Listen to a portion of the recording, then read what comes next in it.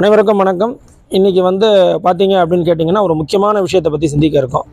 நம்மளுடைய சேனலில் நிறைய விஷயங்கள் போட்டுட்ருக்கோம். எங்களுக்கு பார்த்தீங்கன்னா வியூஸ் ரொம்ப கம்மியாக தான் போகுது. ஆன்மீகத்தை பற்றி நிறைய விஷயங்கள், எங்களுக்கு தெரிஞ்ச விஷயங்கள், அதை தவிர நாங்கள் படித்து நிறைய விஷயங்கள் போட்டுட்ருக்கோம்.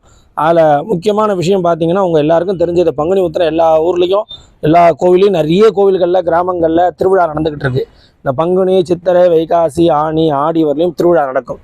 எல்லாருக்கும் ஏதாவது ஊரில் அம்மனுக்கு திருவிழா நடந்துக்கிட்டே இருக்கும்.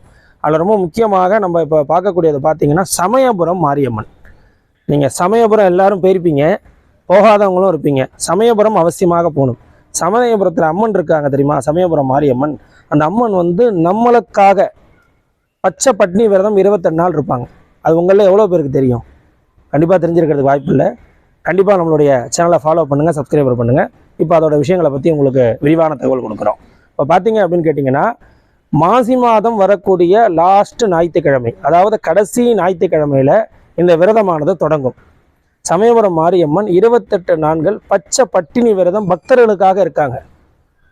இந்த பச்சை பட்டினி விரத காலத்தில் அம்மனுக்கு பூச்சொரிதல் விழா ரொம்ப சிறப்பான முறையில் நடக்கும்.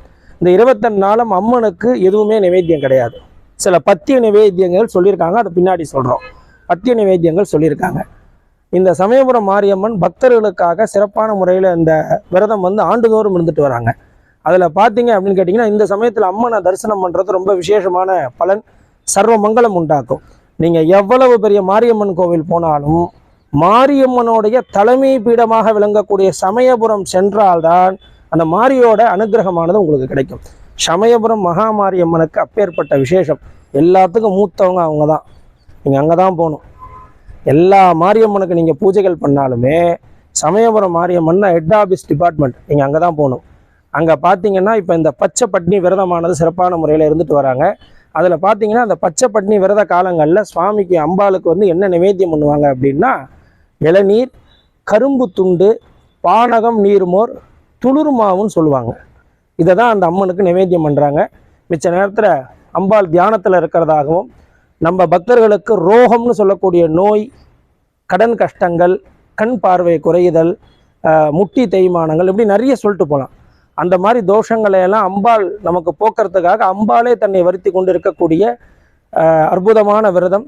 அனைவரும் சமயபுரம் சென்று அம்பாளை தரிசனம் செய்யுங்கள். பங்குனி மாதத்தில் இது ரொம்ப விசேஷமான ஒன்று. ரொம்ப நாளாக உங்களுக்கு பதிவு பண்ணணுன்னு இருந்தோம். இன்றைக்கி சந்தர்ப்பம் கிடச்சிது. அதனால் அனைவரும் மறக்காமல் சமயபுரம் சென்று அம்மனை தரிசனம் செய்து மாரியோடைய அனுகிரகத்தை பெறுமாறு கேட்டுக்கிறோம். நன்றி, வணக்கம்.